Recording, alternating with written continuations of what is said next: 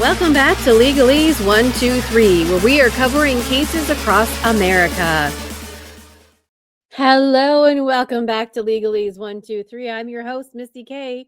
We are still in the thick of the Kelsey Fitzsimmons trial day 2. We are in the afternoon session. I'm trying to break this up into littler chunks to make it a little bit easier to digest for those of you who watch at home. If you are watching from home, please, or wherever you are, please make sure you like and subscribe because it really, really helps get the word out to other people who may be interested, and also it helps me. I'm trying to build myself up here. Oh no, that's not the word I'm looking for. Be right back. No, that's not what I want either. What's this one? Oh, countdown. Thank you. Okay, that's like all the outro stuff. Here we go. Oh no. Why is that doing that? Okay. All right, still new to all this streaming. So here we go. Like and subscribe. I should say subscribed. Huh. All right. What's this one? Welcome. Oh, that's cute. What's this one? Oh, question and answer. Okay. Breaking news.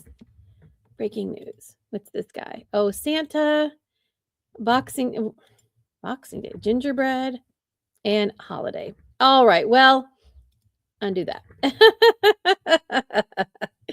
Welcome to the world of streaming. All right, we are in the Kelsey Fitzsimmons trial day 2. We are in the afternoon session. We just finished up with our testimony of Officer Noonan. He was cross-examined by Tim Bradle. Tim Bradle made a couple of announcements today stating that there was some whistleblowers, and they didn't get quite into some things about it. He was trying to allude that Officer Noonan had received some sort of enticement inducement that he's able to be on paid leave, but he's also able to be a security guard somewhere else. As apparently you're not supposed to double dip in that manner. He also alluded to the fact that the town did not drug test him after the events that day and that he was supposed to be. Now, I don't know what you want to make out of that, but we'll see. So I personally am still on the fence. I'm keeping an open mind as to what the evidence is. So I know there's more evidence that needs to come in. So we're going to continue. Remember, this is a 5-day trial. It is a bench trial, which means that the judge is the finder of fact. And he says in one hand that he's going to do the things like a normal thing with the jury, and then he does other things. So the judge himself is trying to navigate his role in all of this. He's trying to be judge and jury at the same time. Anyways, I think he's going to be a great judge, and we'll see what comes out. So the Commonwealth is getting ready to put on their next witnesses, and we are going to zoom because we can. So let's zoom. Okay. So just remember, there were 3 officers there are 3 officers that were called. We heard from Daly. This is Noonan, and the other one was Houston. And then later on, we heard about Core. So obviously another officer is coming to the stand, and we don't know who that is going to be. So let's see what it's going to be.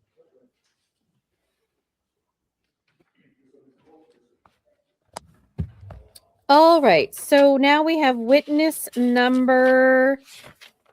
Could you raise your right hand? You solemnly swear that the testimony you're about to give in this cause now in hearing shall be the truth, the whole truth, and nothing but the truth to help you God. Yes, I did. Thank you. Good afternoon. You can have a seat, or I guess good morning still. Hey, good morning, Your Honor.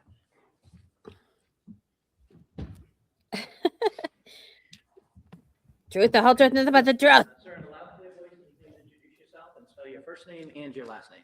Good morning. My name is Officer Stephen Core. Stephen spelled Steven. Last name is Core, Corrr. And what do you do for a living, sir? I'm a police officer with the town of North Andover. And how long have you been doing that? About 15 years. Okay. What are your duties and responsibilities now? I'm on patrol 4 to 12 shift. We respond to everything, 911 calls, domestics, motor vehicle accidents. If somebody calls the police, we answer. Okay, I'm going to turn your attention back to June 30th of last year. Oh, shoot, I'm not You sharing. were working that day. Sorry. At some point in the early evening, did you get a call to go somewhere? Or did you get a call that you decided to respond to? There was a call. We had several officers involved in a document service. Okay. I was assisting another officer at the time with an arrest. Okay, and the document service was a restraining order? Correct. Fair to say that was being served on Kelsey Fitzsimmons? Yes. Okay, did you know where she lived? I did. You did? Yes. How? I was about to say, I didn't hear your answer, but he repeated it, so you knew where she lived. I do. Yes, correct. We're having trouble hearing the gentleman too. If you could Oh, I'm just try sorry. to Excuse me. voice up. Thank you, sir.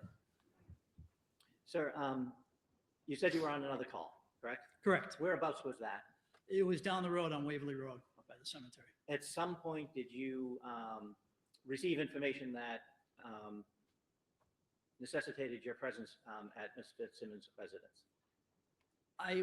After I had cleared that call with another officer, I had saw on the control board of my cruiser that they were getting out at that residence, and I started floating that way prior to receiving radio transmissions. Okay.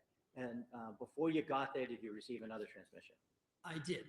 Okay, what was that? I believe it was Lieutenant Daly had called off, and in the background, it was just a woman screaming and him saying shots fired.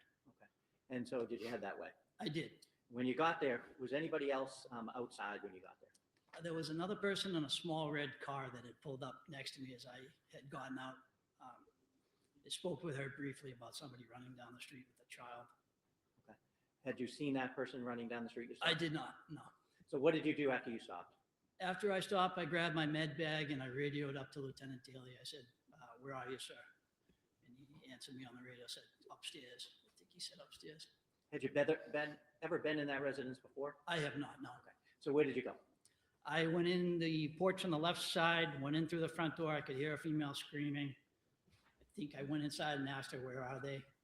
And she said, they're upstairs. I went upstairs. And there's a weird kind of layout of the house where you come in the front door and the stairs are right behind it. Okay. Now you said the woman screaming. Was that the woman downstairs was screaming? Woman downstairs, a living room, family room on the left, yes, You went upstairs. correct. When you got upstairs, what did you see initially? I got upstairs, there was a landing way with a left exit and a right exit. There was two doors. I could hear commotion on the right side, so I entered that doorway. Okay. And who did you see when you entered that doorway? I saw Lieutenant Daly, I saw Officer Noonan and Officer Houston. What were they doing? They were performing first aid, rendering aid to Ms. Fitzsimmons. At some point, did Officer Noonan ask you to do something? He did. What was that? He pointed right where his hand had been, and he said, secure that firearm. And I had looked down, there was a firearm sitting on I want to say a white-looking bookshelf. Okay. Was that near the door? Correct.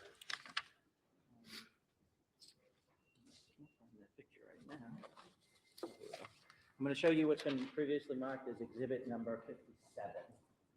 Do you recognize that? I do, yes. And what is that?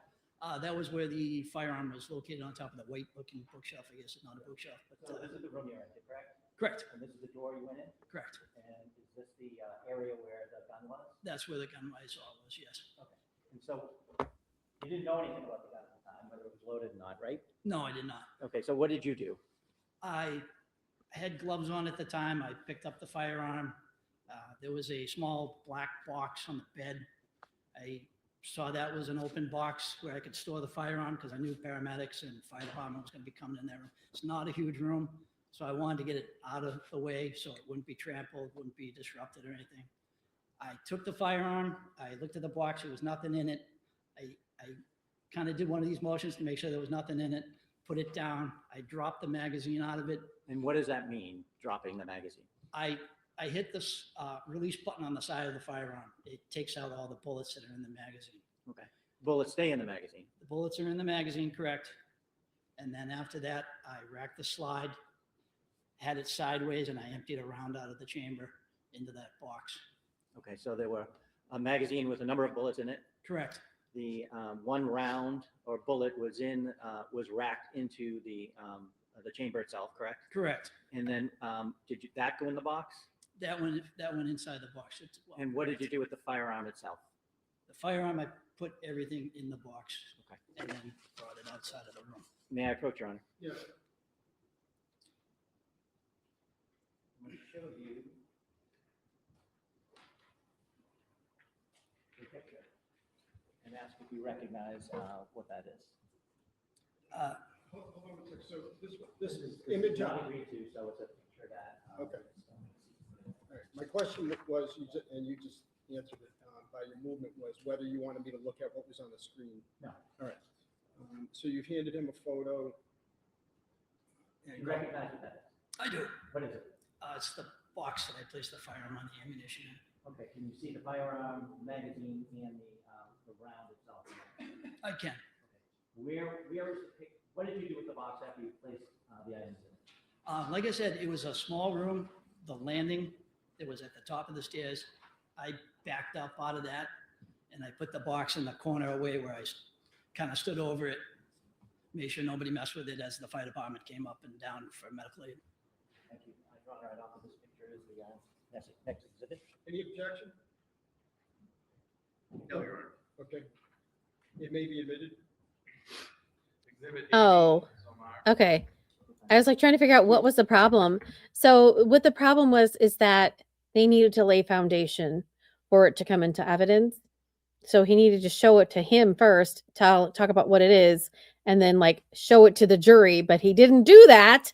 he showed it to us first. So I was like, what's the party foul here?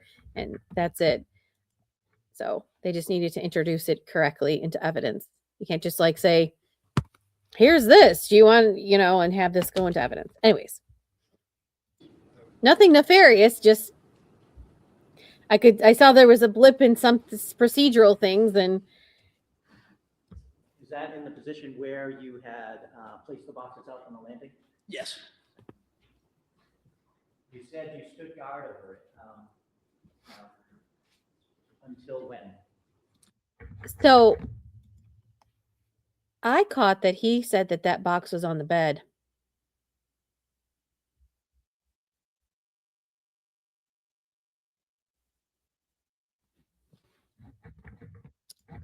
Just saying. Oh, come on. As they were doing Yemmerman, rendering aid, terrible job. Officer Noonan backed out of the room along with Officer Houston and I believe Lieutenant Daly. As she was being removed from the room downstairs, there started to be some issues. I asked Lieutenant Daly, who was standing next to me, I said, do you want me to go down and make sure the fire department's all set, putting her in the ambulance, make sure nobody interferes with that? And he said, yep, I'll take watch over the firearm. And he basically stood over it and made sure nobody, after I had left. Okay. When you initially went into the room and you saw Ms. Fitzsimmons on the ground, I'm assuming? She was blocked my view. I could see feet. I assumed that was her. Once everybody kind of moved out of the way and I walked in, I said, what do you guys need for help? They already had a med bag up there, but she was on the backside of the bed. Okay. Where was Officer Noonan after the fire department left? Standing next to me in the hallway, the landing area, I want to call it. Did you do anything with regards to him? Did you make any observations? I asked him if he was good. It's basically me making sure he's okay. Adrenaline's rushing. As I came up the top of the stairs, there was a little glass door on the left, and it looked like there was like a pinhole through it. I thought he might have been shot at, so I asked him, "Hey, did she get a round off on you?" And he basically, I don't know. Yeah. Well, only because it's been admitted and it's of marginal relevance. Just to explain the scene. Sure.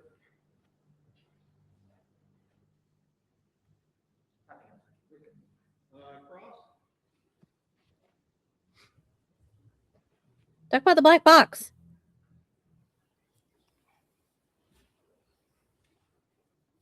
Mr. Breda, cross? Thank you, Your Honor. Thank you, sir. Yes, take your time. Officer Gore, good afternoon, sir. Good afternoon. Now, I'm sure that you memorialized all of these important facts you testified to. in a police report somewhere? No, we didn't generate a police report at that time, no. I'm not asking if we did, I'm asking if you did. I did not know, sir. Excuse me one moment. You might go into the- Oh, sorry. Only because, make sure that the audio gets picked up.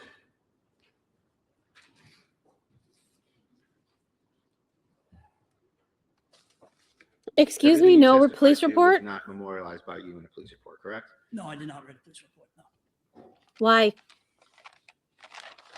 Now, Why? also, you weren't interviewed until 30 days after this incident, correct? Interviewed by who? By the state police. I don't remember the exact time frame. Isn't it true that you were interviewed on July 30th? I don't know the exact date. If that's what you say it is, then I assume you're giving me correct information. I appreciate that.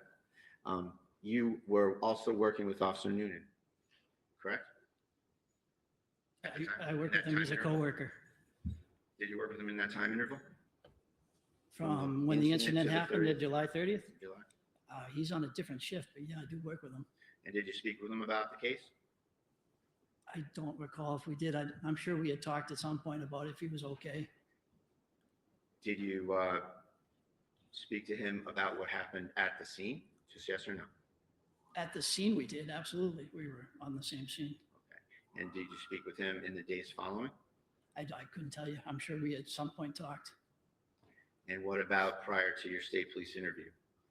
I'm sure we talked at some point. So you spoke with him at the scene, spoke with him probably shortly after, and spoke with him prior to the interview as the interview approached. Is that fair to say? Yes. Thank you very much. Nothing further. I need to do that. Okay. All right. Thank you, officer. You may step down. You're welcome. Thank you. Come with you, call your next witness. Okay. So just testified to what he saw, what happened, and but the black box he said was on the bed.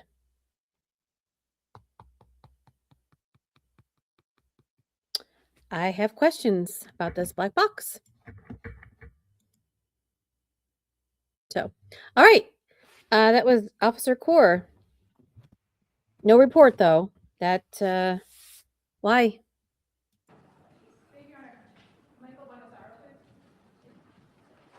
Why no report? You're involved in an officer-involved shooting. No report. Just, I don't get it. I don't get it. Oh, there's Kelsey's gun.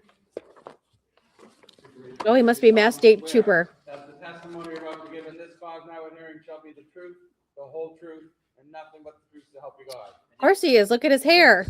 He doesn't have any hair. That's the. Mike, thank you. Matt? Yes, please. Good afternoon, sir. Afternoon. In a nice loud voice, if you could please state your name and spell your first and last name for the record. Sure. My name is Detective Lieutenant Michael Bonasoro. Last is spelled Bonasoro. How are you employed? I work for the Mass State Police. And what is your current assignment? I work for the Firearms Identification Section. How long have you worked for the Massachusetts State Police generally? Almost 20 years.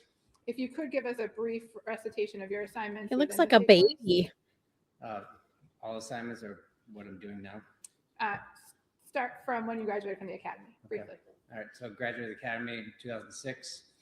From there, was on the road for a few years, transferred into the Firearms Identification Section, stayed there for approximately 12 years, transferred out of there, went to the Narcotics Inspection Unit for a year and a half, went to the duty office for a few months, back to the Narcotics Inspection Unit, and then to Firearms Identification Section again to work as the executive officer and now the unit commander. And so how long has your current assignment with the Firearms Identification Unit been? Since I've been back a little over 3 years. What does the Firearms Identification Unit do? So we have many responsibilities. So we respond to crime scenes, preserve the evidence, document the scene. We do microscopic comparisons of fired bullets as well as discharged casings. We attend autopsies, we destroy weapons, and we do functionality of weapon certifications. How many troopers are assigned to your unit statewide? There's a total of 18 of us assigned statewide. And what are your responsibilities as the detective lieutenant in charge? So I look at training, make sure we're up to accreditation standards for lab protocols, making sure all of our protocols are in line with the current definitions of Mass General laws. I look at different aspects of how we respond to scenes, how we collect evidence, how we interpret evidence, looking at the definitions of firearms, ammunition, semi-automatic pistols, rifles, shotguns, assault weapons, different stuff like that. It's more of a managerial role. We're looking at making sure everybody has the training that is required amongst them and authorizing them to do the casework when they have achieved all of their training. And fair to say that you still, from time to time, respond to scenes yourself? Yeah, so as of right now, we're down a few supervisors, so I took on the role of going to these more high-profile scenes to observe my other ballisticians, collect evidence, as well as do some of the hands-on work myself. Can you briefly summarize some of the specialized training you've received over the years with respect to firearms? Sure. So when you go into the firearms identification, it's a 2-year apprenticeship program. You work with other senior ballisticians. You're looking at casework, seeing how to do the casework, making sure it aligns with the protocols that we have documented.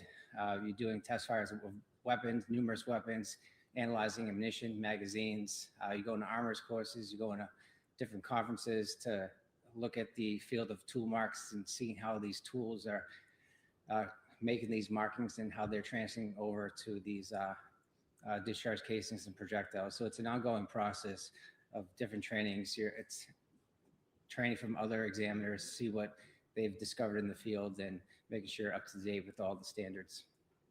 And the armors courses that you've gone to, have you gone to numerous with respect to the common gun manufacturers in the United States? Yes, I've gone to several rifle, shotgun, firearm armors courses. Can you estimate how many weapons you've examined over the course of your career? Hundreds, And how many weapons have you test fired? over hundreds of them as well. And do you also have the opportunity to examine ammunition as part of your work in the firearms identification unit? Yes, looking at the components of ammunition, yes. And one of the components of ammunition is projectiles, Correct. and you've examined estimate how many projectiles over the course of your career? Thousands, And how many scenes have you responded to? hundreds of scenes. And have those been both fatal and non-fatal shooting scenes? Yes, Have you conducted and participated in the microscopic examination of ballistic evidence? yes, several. Approximately how many times? I would say over 100 cases. And have you had the opportunity to testify in the courts of the Commonwealth? Yes, several courts. And if you could name a few of those courts. Middlesex Superior District, Suffolk Superior District, Worcester Superior District. And today you're in Essex. Yes. Before I ask you specific questions about the case, I just want to ask you some general questions about how firearms work and how ammunition works. Can you explain the components of a live round? So we have several components. So you have the casing that encompasses everything. You have the powder that's inside of it, and then you have the projectile, and you also have the primer. So you need all these components to make ammunition. So all these components combined will make one combustible material. You'll have what's called a firing pin. It'll strike the primer. Primer will ignite the powder inside of the casing, which holds everything together. Once the gases build up from the burning of the powder, the projectile will leave that casing. So the projectile is what's commonly known as a bullet, Yes. and the casing is what is often recovered at crime scenes. It's also referred to as a discharge cartridge casing, so it's been extracted from that firearm. Is there a way for you to determine whether a round has been discharged from a working firearm? There is. So you're looking at the tool marks of what's left over on that discharge casing or that projectile.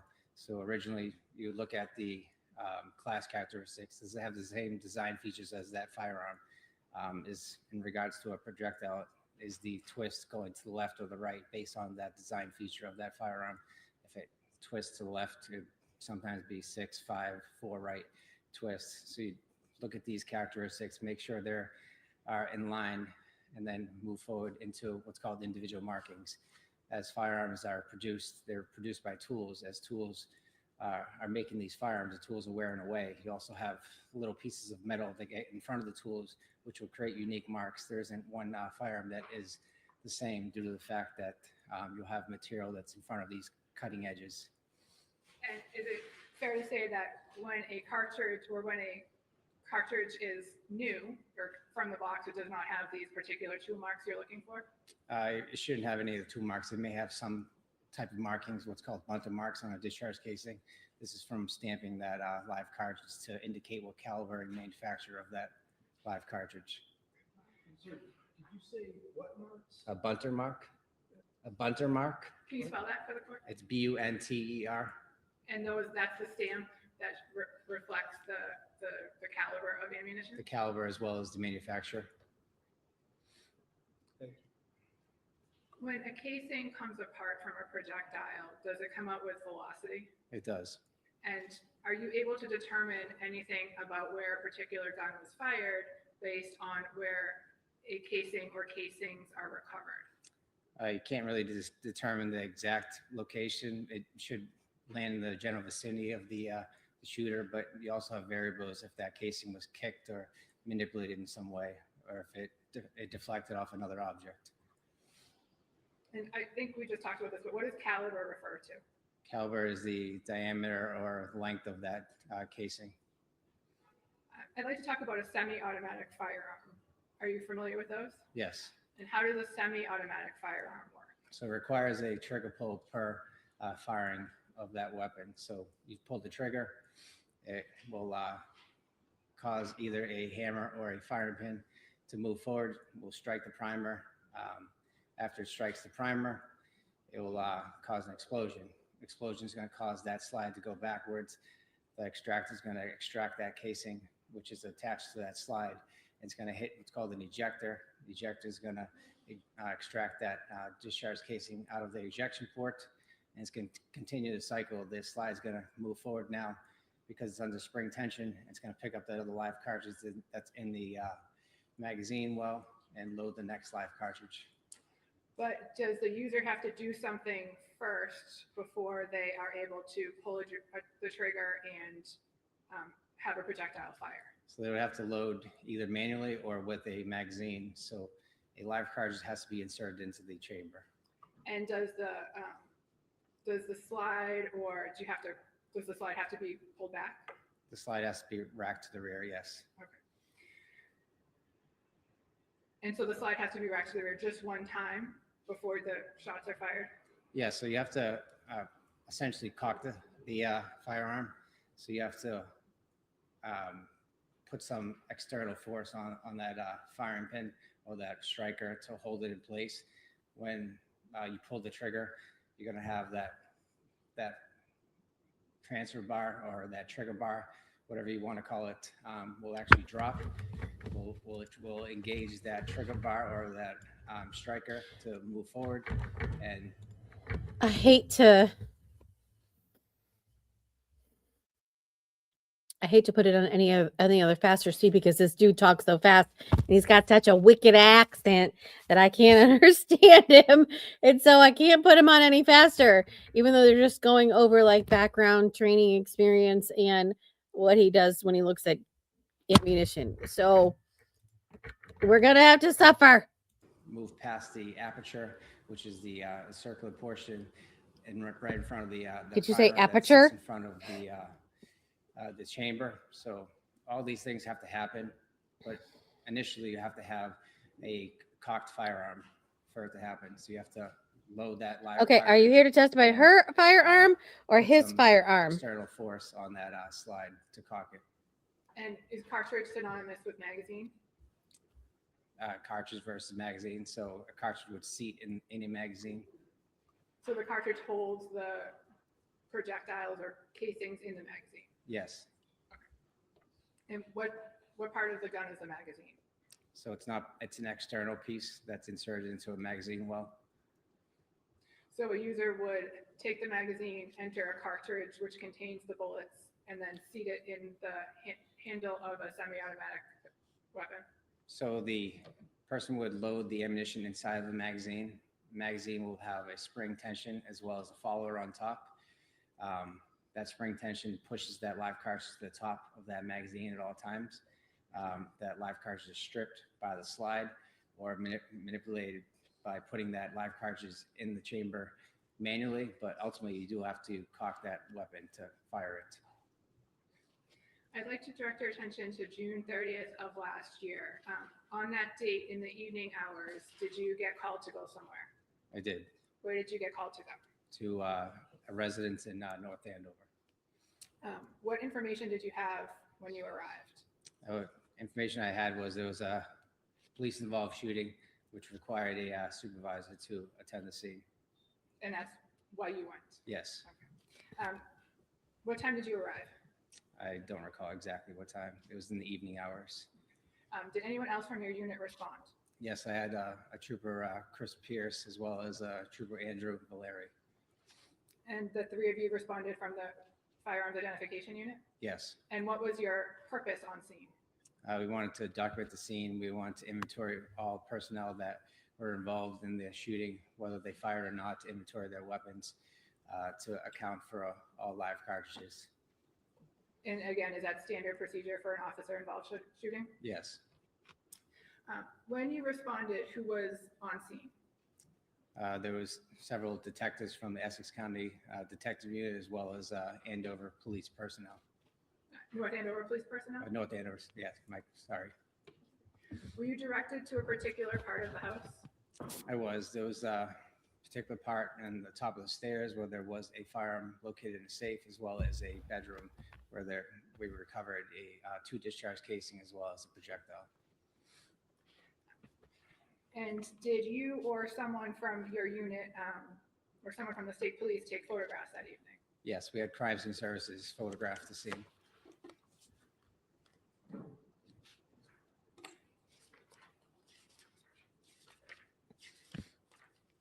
And what is crime scene services? So they're a unit in Massachusetts State Police. So they document, they photograph the scene, they videotape the scene to preserve the scene, as well as do prints on firearms casings and so on, as well as footwear.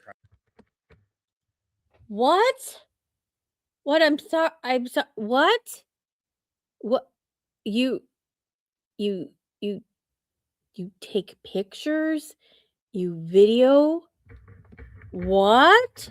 What? Markings. What? May I approach? Yes. I know. Karen Reed happened a long time ago. I'm sure they've learned their lesson, and each seems different. Sir, I'm showing you 9 photographs. I just asked that you take a look at those and let me know when you're done. But it's still. While you're doing that, Counsel, Mr. Brady, will the defense be objecting to any of these? I don't know what counsel has there. Okay, thanks. Perhaps, I thought there was an objection. okay, perhaps when, these- hold on a second. Perhaps when you're done, when the witness is done, if you can show them to Mr. Bradle, and if, to the extent that you were able to mark a few and you can object to a few or all of them.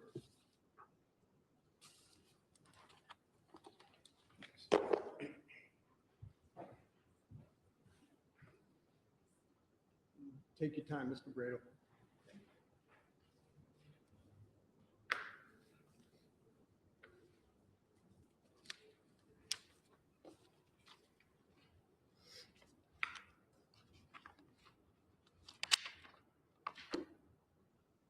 Don't,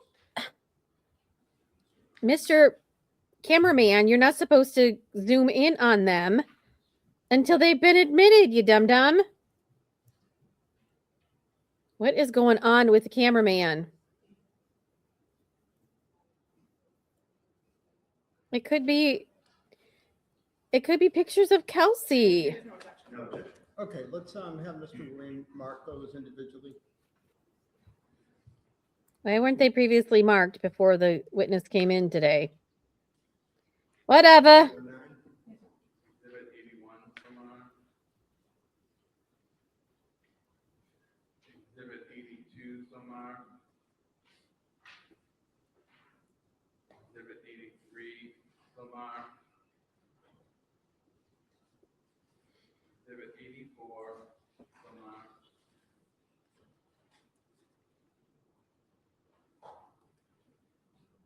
Exhibit 85, so marked. 86, so marked.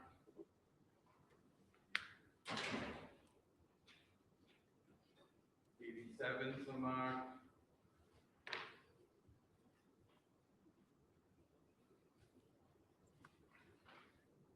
80.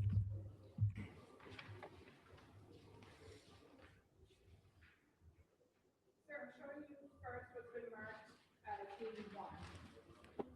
Do you recognize that picture? The picture dictates plaque number 3. I believe there was a discharge casing around that vicinity of plaque number 3. Sir, what number was that again? 81. 81, thank you. Is exhibit 82 a different angle of that same, you were trying to photograph that same discharge cartridge casing? It is. Showing you exhibit 83. What does picture 83 show? Discharge cartridge casing with a closer-up appearance. Has it been moved? I believe it has been moved. And why would it been moved? Where it was located, it was kind of in a confined space in the corner of the room.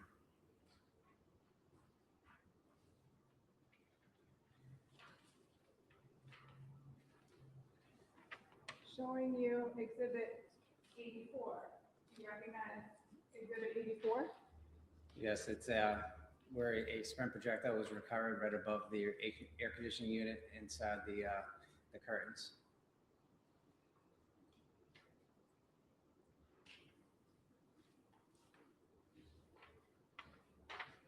Exhibit 86. I'm sorry, can you just give me one moment? Just step up.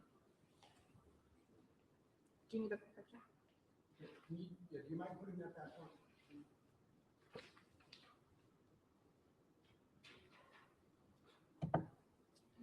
Thank you.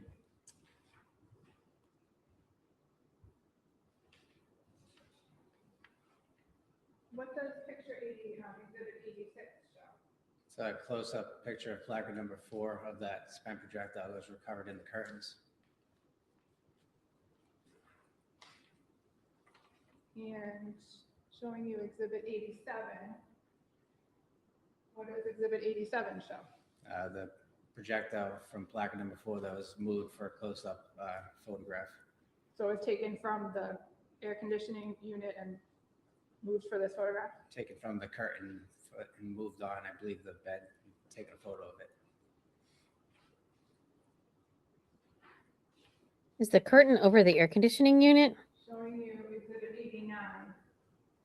What does exhibit 89 show? It's where a projectile possibly struck. We looked at the air conditioner inside and to the rear of it. They had a hole consistent with a strike on the outside of that air conditioner. Can't determine exactly, but it appeared to be a projectile strike, and there was another hole on the exterior or the back end of that air conditioner as well. And is that what exhibit 88 shows? Yes. And did you ever find a projectile associated with this air conditioner, the one that struck the air conditioner? I did not. That last photo down there, is that 85? 88. I'm sorry, 88? Thank you.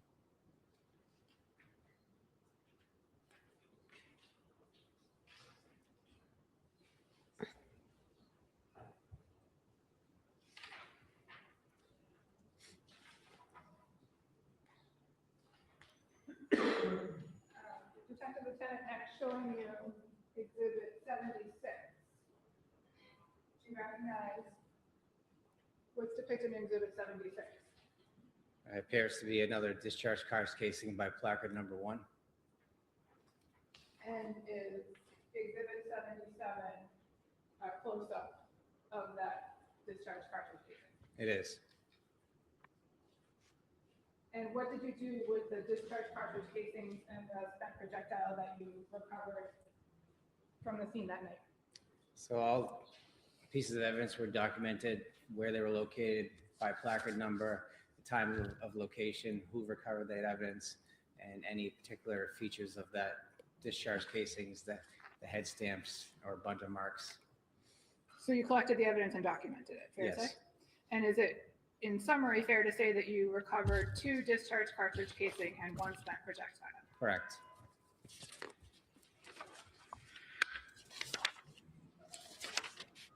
Sorry, I was distracted. Can you ask that question again? Sure.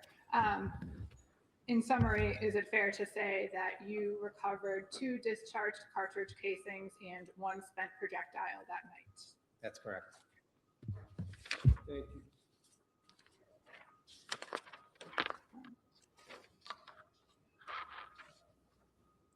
Did you continue your search of that bedroom? I did. And what else did you recover from that bedroom? I don't believe there was anything else from the bedroom other than the 2 discharge casings and the projectile.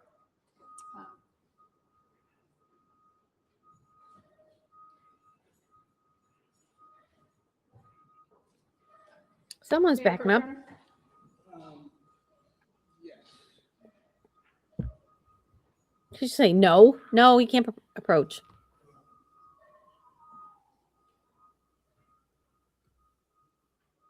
Let's, we'll take a 5-minute recess. All right. Is it because of the backing truck? Or dude doesn't recall something?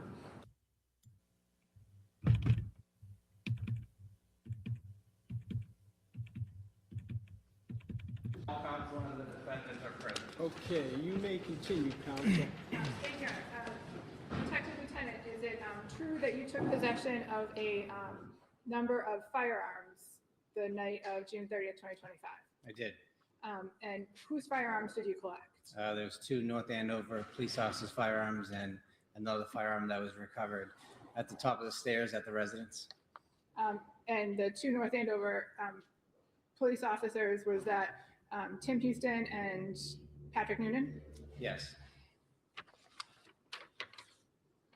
And did you also inspect Lieutenant Daly's firearm on scene? I did.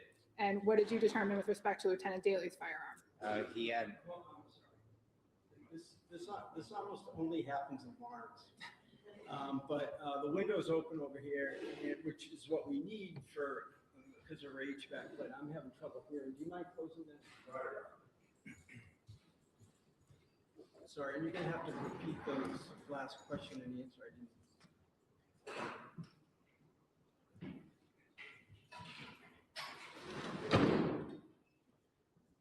Thank you. Can you repeat that? I think so. Sir, what was your finding with respect to Lieutenant Daly's firearm? he had 1 magazine, so he was fully loaded. There wasn't any unaccounted for rounds of ammunition. Okay. Wait, I'm confused because I thought you took Officer Houston and Officer Noonan is what I wrote down, but is that? Fair to say you took Officer Houston's firearm and Officer Noonan's firearm? Correct. And did you take Lieutenant Daly's firearm? I did not. Did you just examine the number of bullets in his magazine? Yes, Well, she's leading because the judge was distracted by the outside noise, so, and I'll allow you to do so as well, Mr. Breda. All right, so now I understand. Thank you. And sir, I'm next going to ask you if you recognize what's shown in Exhibit 10. Yes, that is the firearm at the top of the stairs, as well as a magazine with numerous live cartridges in it, as well as 1 loose live cartridge. Is this the loose live cartridge here? It is.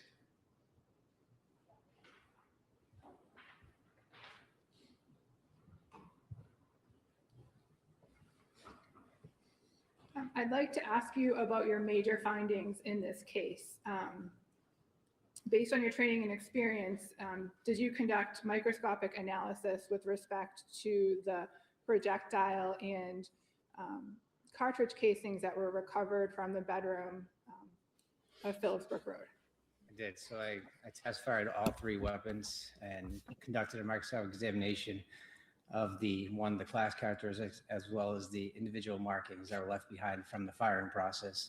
I was able to conclude that the weapon that was fired by Officer Noonan created the discharge casings that were recovered in the bedroom, as well as the spent projectile that was recovered above the air conditioner. And were you able to exclude any weapons? I was able to exclude the other firearms. I'd like to change gears a little and talk about the weapon that was recovered from the black safe at the top of the stairs. Did you do anything with respect to that gun? I test fired that weapon with 2 live cartridges from submitted ammunition. And what was your conclusion? That weapon did not fire the discharge casings as well as the projectile that was recovered. So the gun from the black safe was also excluded from the discharge casings and the projectile that were recovered from the bedroom? Correct. But did the gun operate? It did operate, yes. Was there any problems with its operation? There was no malfunctions. Did you bring with you today a box? I did. And what is contained within that box? I believe it was the that Glock firearm that was in question that was recovered at the top of the stairs. Is that box packaged in the standard way that the ballistic unit packages firearms? It is. If you could open the box and explain what is in the content, what's contained within. It's a gun. It's Kelsey's gun. Yeah, I assume that someone's made sure that this is safe to begin with. I'll do it again, Your Honor. Okay. All right, we have a trigger lock that was provided later. We have the firearm in question. It is safe and empty. There's nothing in the chamber. The slide is locked back to the rear. There's nothing in the magazine well. The weapon safe is safe and empty. Also, contents of this is you have the 2 magazines that were recovered from the vest that were downstairs on the first floor of the residence. You have the magazine that was recovered in the safe. It was originally loaded with 16 live cartridges. And you have 2 test fires that conducted using that live ammunition from that magazine, as well as the single loose live cartridge that was recovered in the safe. Are you going to ask more questions about that? Because I couldn't keep up. Or should I have them repeated? Nope, I will ask. Okay, thank you. But in the meantime, may the box and the contents be marked for as an exhibit? Yeah, let's. We're gonna have to do them individually. I don't want the ammunition to be with the firearm. So let's do that, Mr. Ruane. And also, any objection if he puts, Mr. Bradle, if he puts the trigger lock on there? No, I don't know, are you able to even? object to the meeting either for this. I don't object to any meeting for this. I would ask that you just wait to Sure, put the trigger lock on, certainly before it's submitted. sure. Thank you. How about we do the gun in the box and then the rest we can tag individually? Sure.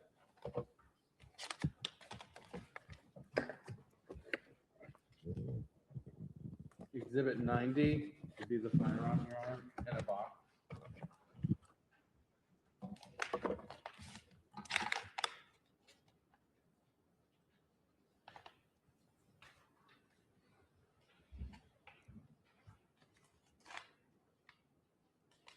This is a magazine. 91 is a magazine, Your Honor.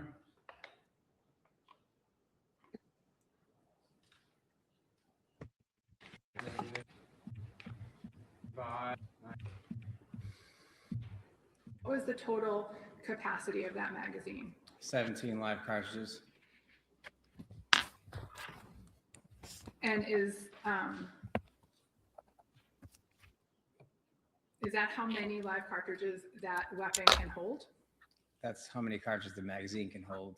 Right. So what's called a top-off method. So you load the magazine with the 7 live cartridges. You would chamber around. You take the magazine out of the magazine well, and then insert another live cartridge. So essentially the magazine will be fully loaded with 7, and then there will be 1 live cartridge in the chamber.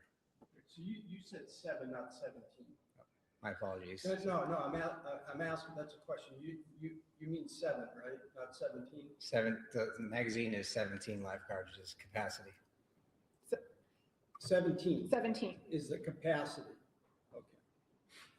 17 is the capacity for the magazine that was recovered from the black box. Correct. And so when you add an extra round, what's the capacity for the weapon itself? So we'd call it 17 plus 1, so essentially 18 live cartridges.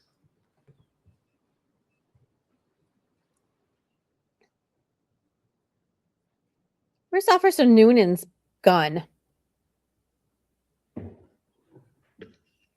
He only brought in Kelsey's.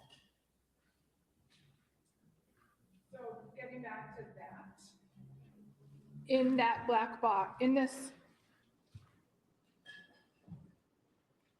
I'm showing you Exhibit 80. Exhibit 80 is the gun, the magazine, and the single live projectile that is contained within the box in front of you. Is that correct? Yes. And when you examine this firearm, how many bullets were in the magazine? There were 16 live cartridges in the magazine. And how many live projectiles were in the safe? There was 1 loose round live cartridge in the safe. And that is reflected in the 1 loose round cartridge. That's in Exhibit 94, is that correct? Correct.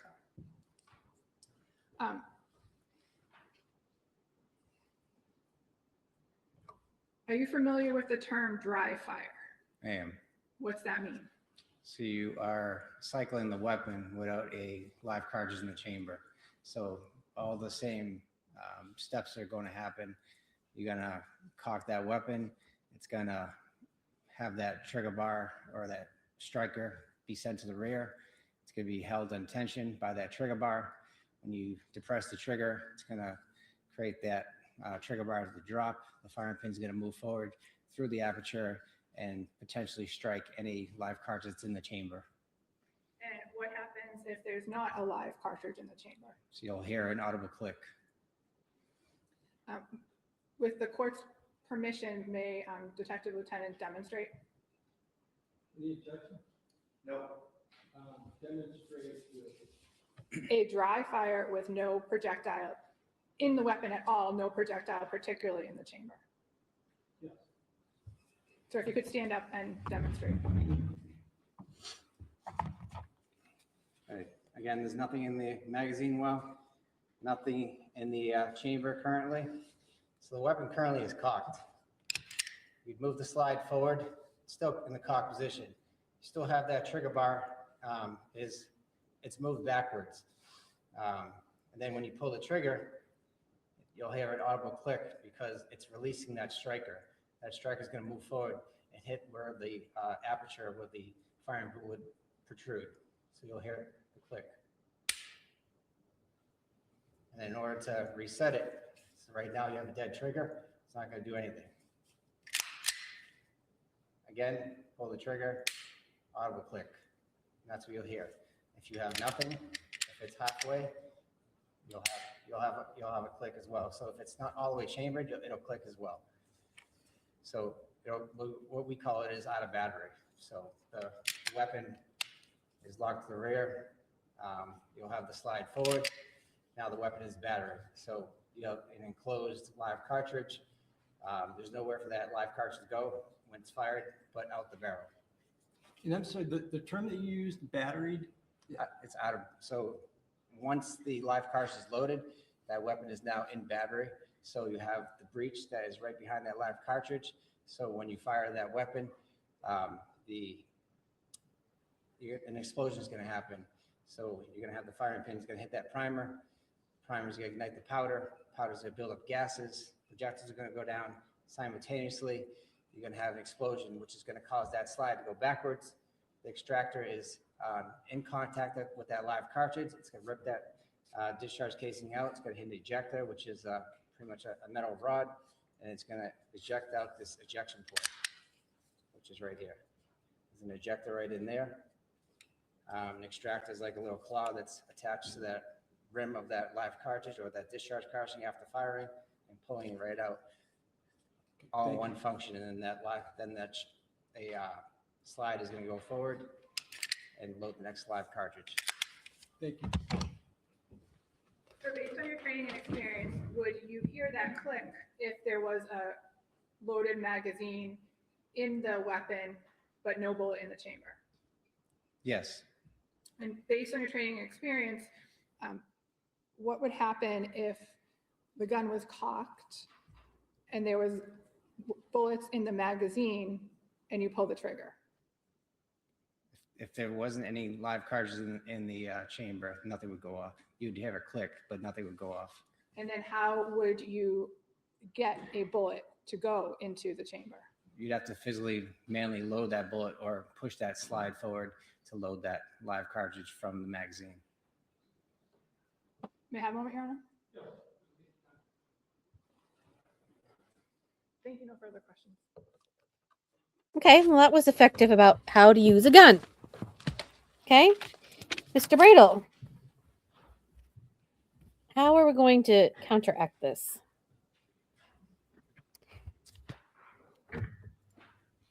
But more importantly, I want to know, and of course, I'm not live, so he's not going to hear me.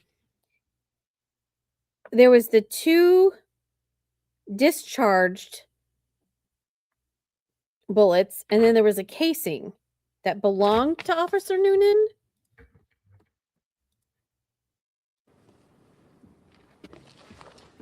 Hello, sir.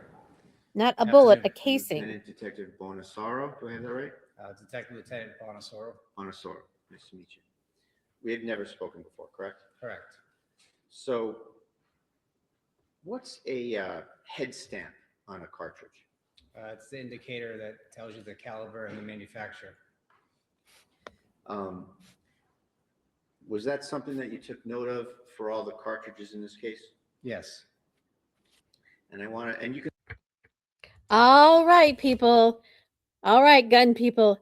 If you watched the Rust shooting that happened in, oh my gosh, New Mexico, right? It was the film set of Rust. And now I forget her name. Holy smokes. Wow, that is a long time ago. Wow, I wonder if she's getting out of jail.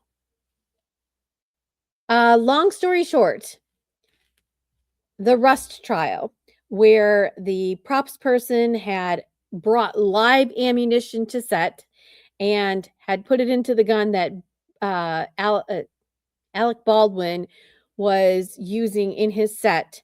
And they had lots of ballistics on there, but they were talking about the stamp on the dummy bullets and the real bullets and what was the distinguishing factor between the two. So if you recall that, let me know. That brings me back. Look at any of your reports if you like, or anything you need to look at, you can just let me know. Or you can just go right ahead and do it. Do you have your reports with you? I don't have them with me, no. Okay. And let me know and I can show you. In this case, relative to the spent projectiles that you recovered and the loose round you recovered, did you check the head stamps of those? All head stamps were recorded. Okay. Hannah Gutierrez Reed, or Miss Reed, was the one that was guilty for that. Helena Hutchins, Alec Baldwin shot the director, the cinematographer, Helena Hutchins, and she died. And the bullet went through him. It went through her to the other guy behind her, and he was wounded as well. They did charge Alec Baldwin with something, but the special prosecutor messed up, and he was able to get out. She was sentenced to 18 months in prison for the charge. That was March of 2024, so it's only been a year. So she's 18 months. Sorry, let's back up a little bit. Projectiles that you recovered and the loose round you recovered, did you check the head stamps of those? All head stamps were recorded on all evidence, yes. and they're on your ballistics worksheets, right? Yes, And if you need to look, just let me know. All the head stamps for all these cartridges were the same, right? I believe so. It was Hornady 9mm. Yes. And so just out of an abundance of caution, I don't want you to believe so. I want you to look and just tell me. Is that all right? Yes, that's I'm pretty sure I'm giving you everything. And if I don't, just let me know. Oh, somebody wrote a report. When did you write this report? And I have 3 ballistics worksheets here. May I approach, Ron? I mean, he obviously did some ballistics work, so he should have a report. I'm going to show you those. Just so I'm same head stamp? Yes. Okay, Correct, thank Your you. Honor. So with respect to, actually, I should qualify that a little more, Your Honor. Sure. The question was, the 2 spent projectiles and the loose round, do they all have the same head stamp? the 2 discharge casing as well as the loose live cartridges all have the same Hornady head stamp. And I apologize, and you just corrected me. I said spent projectiles. That's wrong, isn't it? Correct. So I should rephrase that, Your Honor. The 1 live round, live cartridge, and the 2 shell casings all had the same head stamp. Correct? Thank you. And I said that right that time, right? Yes. All right, I'm just going to retrieve those from you. Okay, so I got it. I got it. There was a loose casing, a loose round, a loose live round, and then the 2 spent shell casings. Spent means it went through the gun, and that is the 2 shots that he fired. Now, the loose live round, I don't know if he like ejected. I don't know. I don't know where that came from. I hope they'll clarify that up. It belongs to Noonan, we know. As a state police detective, you go to various towns and you investigate ballistics evidence, ballistics issues at various calls, right? Yes. And oftentimes you get there kind of well after the fact of the incident, right? Correct. And in this case, I know you don't exactly remember the times, but let's break it down a little bit. How long did it take you to get to the scene, if you recall? Probably over an hour to get there. I was traveling from Maynard. Okay, so Maynard to North Andover, and it's was it dark out when you got there, if you can recall? I don't recall exactly what time I got there. It's fair to say that the scene was secured and there was there were no civilians around. It was a crime scene that was in the possession of police. Safe to say there was a secure scene, yes. And you saw colleagues from the state police that are assigned to the state Essex detective unit, right? Correct. And you also saw some North Andover police officers as well, correct? Yes. And it's fair to say that the North Andover police officers were having free reign over that scene when you were there? I wouldn't call it free reign. Well, nobody was keeping them out of there, right? I believe they had a log of who was going in and out, but it's not my responsibility to keep track of who's in the scene. Certainly not. And you oftentimes don't have personal knowledge of what goes with what cartridges from what gun, things like that. Correct. And you often have to rely on what people at the scene tell you. Yes. And then you can also, however, apply your science and figure out to a reasonable degree of ballistic certainty what the relationships of certain projectiles, cartridges, and firearms are, right? Yes. And in this case, you don't have any personal knowledge of the chain of custody of these various firearms, do you? What was recorded in my notes of who I recovered these firearms from is all I can. Well, we can start there, and we'll go through it. So you wrote a report, and again, if you want to look at this, just let me know. Oh, I wonder. Okay. All right. So I'm picking up the breadcrumbs, Bradle. I finally get it. He's been asking a lot of questions as to who handled Kelsey's gun. And I wonder if he's implying that somebody chambered a round in Kelsey's gun. She didn't chamber that round.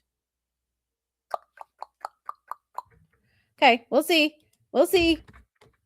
We'll see. You wrote a report that involved 3 Glock firearms, right? Yes. Okay. And actually, it might be quicker, Judge, if I give him one of these, so I don't have to keep going back and forth with that. Here's your report. Dude, do you know what he's going to ask you? Okay. Without having to go back. Yeah, maybe let's do that. So, Thank you. we'll stand at recess and let's start back up at 5 of 2. They're going to recess. We're not. Do, do, do, do, do, do, do. By the power vested in me, we will Zoom. Oh, boy. We're getting close to the line here. ZR 311. Where we left off. Resume your- Yes, please. Thank you. Lieutenant Detective Bonasar, you have a copy of your report, right? I do. Okay. And there's other documents too. You have worksheets and other items, correct? Correct. So if you need anything, just let me know and we can share anything you need, okay? Okay.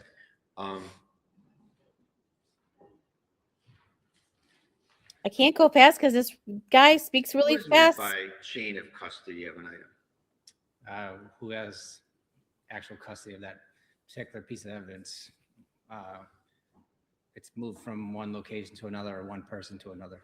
So as a piece of evidence kind of goes through the investigative process, sometimes it can be important to make sure you know who had it, where did it go, as it goes through, right? Correct.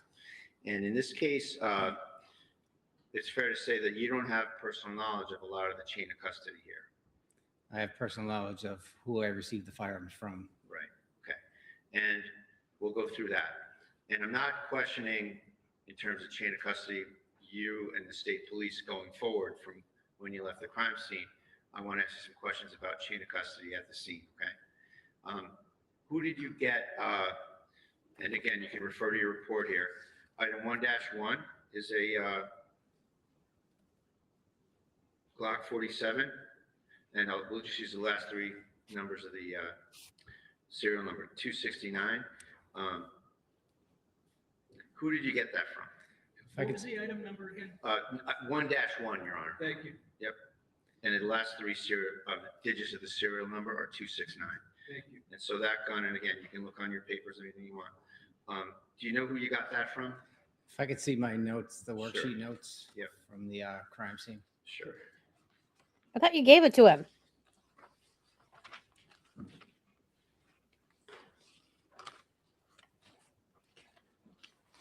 Give him the note. Give him the These would be the notes. notes, right? Who did you get that from?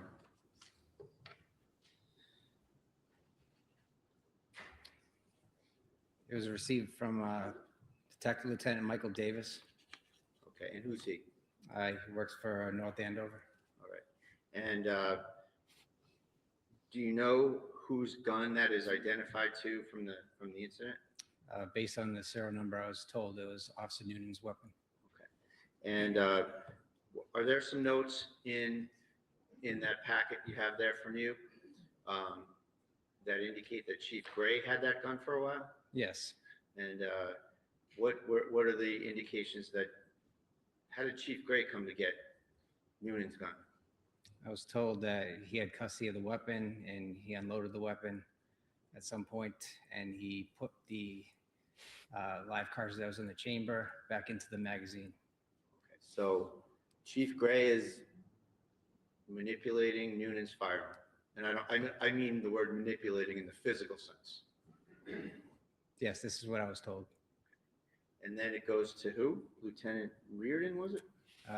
Detective Lieutenant Michael Davis. Davis, sorry. And then Davis gives it to you? Yes, And that's just what you have documented, right? You don't have any knowledge of any other people having it, right? correct.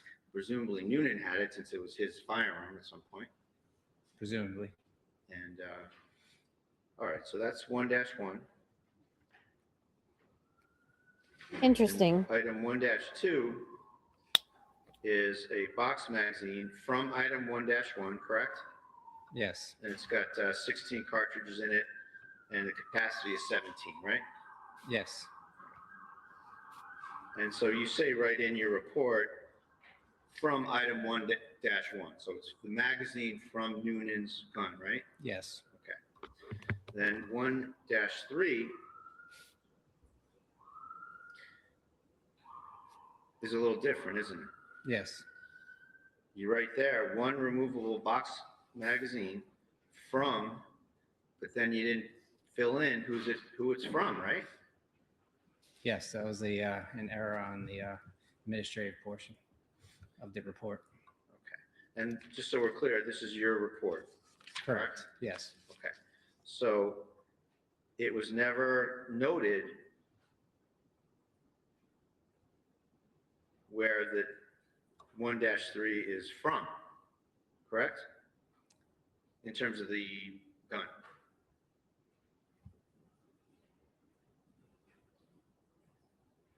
it was noted that it was received from Officer Michael Logan, Right. 1-3. So he's the chain of custody guy, but unlike 1-1 and 1-2, where you match them up, that the magazine is from 1-1, here, it doesn't say where that magazine is from, right? Well, these were recovered at a later time. Mhm. I was initially given the firearm with the magazine, and then later on, these additional magazines that were recovered from, I believe, the either the duty belt or vest carrier, whatever the officer had. And you know, I'm just asking you about what it says. I'm not trying to suggest there's fault. And I just want to go through it with you in terms of what's identified and what's known to be from somewhere and what's not. Okay? So I'm not trying to find fault. I just want to factually have us go through the report. So we don't know where 1-3, the box magazine, is from, what device it's from, right? I was told it was from either the vest carrier or the duty belt of Officer Noonan. But that's not in the report, is it? It is not. And then same with 1-4, one removable box style magazine from, and then from is not identified, right? Correct. Okay. And that's the same thing. You got a magazine, and that's from Officer Logan as well. The chain of custody reference is from Logan, right? Yes. And again, it's not identified in the document where it comes from. Yes? Correct. Correct.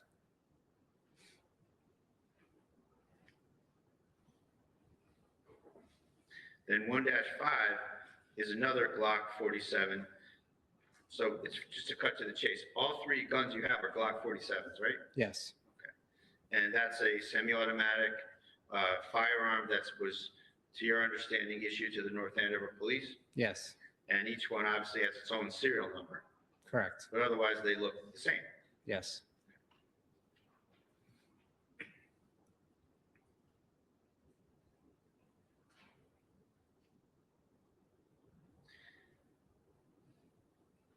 Going to 1-7, you have two removable box-style magazines that you received, and the chain of custody guy is Michael Logan, but it doesn't say what firearm they were in the vicinity of or near, correct?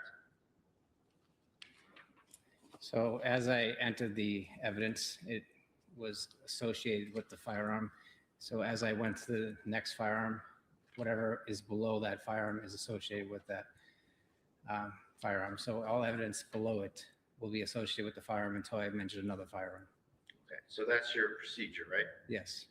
Well, it's fair to say, though, that sometimes you do say what it's from and sometimes you omit it, right? Yes. And that's by mistake, right? Yes.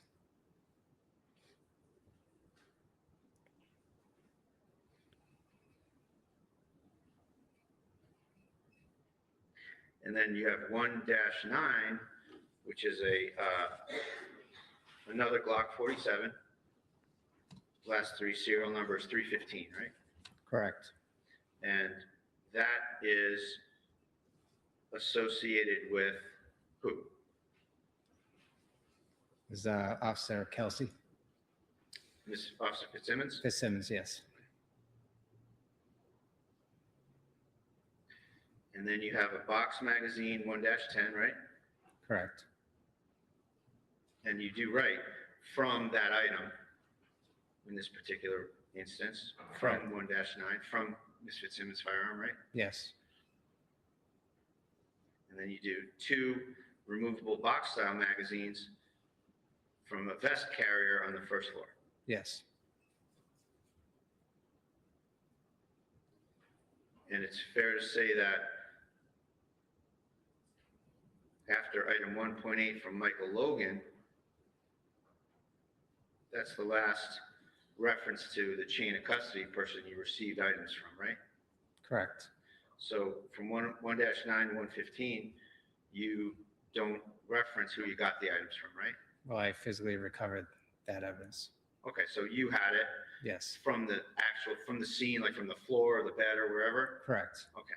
So these are things that you recovered. Yes. Okay.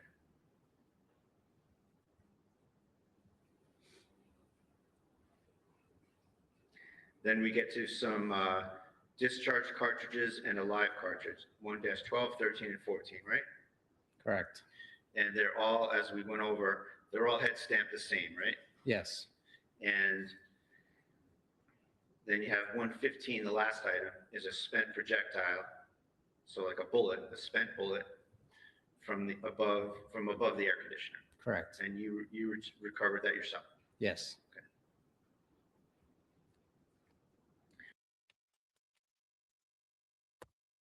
Okay. I probably should wait to see if we're getting there. So just a couple of things. Number one, don't police all use the same sort of like ammunition? And wouldn't they all be head stamped the same? Are we getting to a point where any of the bullets that Noonan has are not the same head stamp as what was recovered from the scene? Just, I don't know. Just saying, is that where we're headed?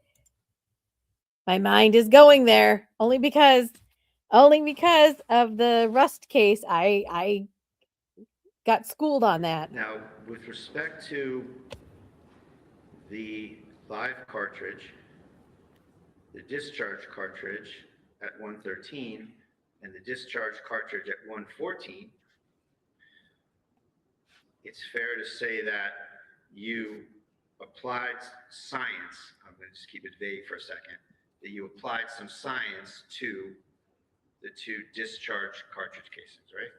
I was looking for agreement of individual markings. Yes. Right. So you used some science. Yes. Just to start real basic here. And you were able to identify those 2 discharge casings to item 1-1, right? Correct. And 1-1, you know to be Noonan's Glock, right? Yes. Now, it's fair to say that with respect to the live round recovered from the hallway safe, it's fair to say that you didn't apply any science to that item, correct? Correct. So there's no science, unlike the other 2, unlike the discharge casing in 114, the discharge casing in 113. Unlike those, the live cartridge, there's no scientific basis for you to say what gun that came from, right? Correct. And it's fair to say that there were, and again, I'm not trying to find fault. Nobody asked you to apply any science to that item, right? Correct. So there were some various scientific methods that you could use to determine where that came from, right? There would be some markings if it was actually cycles with that weapon. Right. one step ahead of me. That's my next question. If that was cycled through a weapon, you would have what, breech face markings? No, you would have what's called extractor markings, possibly ejector markings, as well as you may have magazine marks. Okay. And just to kind of bottom line it, that means that if someone had, if that cartridge was in the chamber of Ms. Fitzsimmons' weapon, and it was made safe by cycling it out, right? Correct. Breech face markings or ejector markings or extractor markings would be deposited on that cartridge, right? Possibly, but not breech face. Breech face markings is part of the firing process. Okay, so what processes were available to figure that out? So you could have the extractor mark, which is holding that live cartridge in place. You'd have a magazine mark if it came from the magazine, if it was loaded in the magazine, and you'd have possibly an ejector mark. But a lot of times these cycling marks don't show up due to the fact that there isn't an explosion that happened. So it's not a exact way of looking at these markings. So you're looking at a piece of ammunition that could have been cycled, but there's no definitive amount of markings there to determine that, unless there was some type of defect or whatnot. And to figure that out, you got to look at it. Correct. And that didn't happen here, right? Correct. Nothing further. Okay. Read you back? Okay. All right, you may step down, thank you. And come with me. Oh man, I was hoping for like a big to do. He kept making a thing about the head stamps, and I thought, well, maybe is there a head stamp that doesn't look like the other ones? And there's like a big ta-da. No. I mean, he did make a good point that there was, well, first of all, he made a good point that number one, all of this stuff came from Michael Logan, and I don't know what the chain of custody with that is and what may or may not be gotten from there.